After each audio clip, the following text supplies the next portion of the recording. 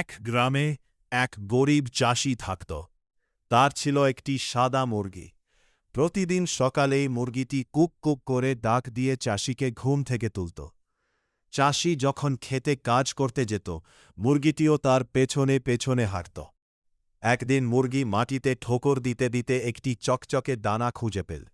চাষি দানাটি হাতে নিয়ে অবাক হয়ে দেখল, সেটি আসলে সোনার দানা।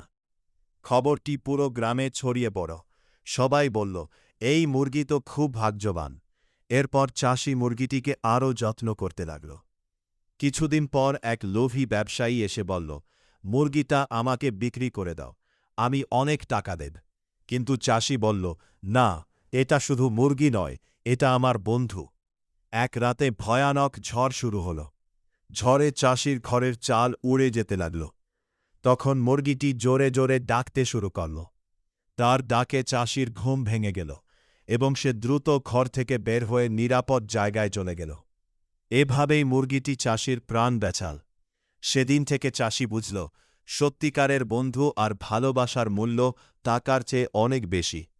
এরপর চাষি আর তার প্রিয় মুরগি সুখে শান্তিতে জীবন কাটাতে লাগল।